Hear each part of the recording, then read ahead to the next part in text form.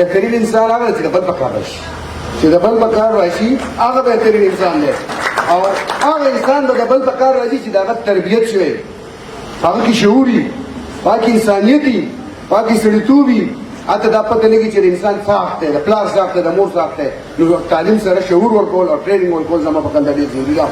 زه شکریا ادا کوم ستاسو د ټولو او انشاءالله تعالی یو خبره یاد ساتئ زمونږ ایم پی ایس خبره وکړه هغه ورځې تللي دي هر سړی د شعور خاوند دی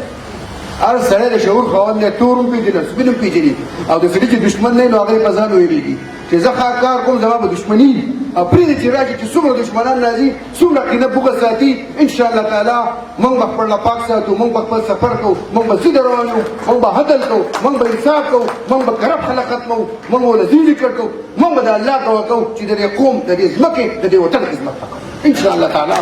او موږ ګورو چې زموږ نیت ټکي زموږ اراده ټکي زموږ سوچ ټکي مدد د کوم ځای نه راځي مدد د بری نه راځي او چې کله مدد د بری نه راغی او عزت او فیصلې کولو والا بره ناست دی چاله چې وګوري عزت ورکوي چاله چې وګوري ذلیله کوي زما دا ایمان دی زموږ د چیرمین صاحب دا ایمان دی څوک چې په ډکې څنګه وي د هغه هم دا ایمان انشاءالله عزت او ذلت د الله په لاس کې دی اوده ورکول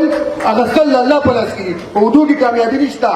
کامیابی په خپل نیت کې په خپل ارادو کې په خپل سوچ کې انشاءالله زموږ سوچونه به ټکي زموږ بچي زموږ د قوم بچي دا به موږ انشاءالله تعالی ځوان د الله سره چې مانو الله به یو شي الله مدد پر راځي انشاءالله کوو به زه شکریا ادا کوم د سکول د انتظامیه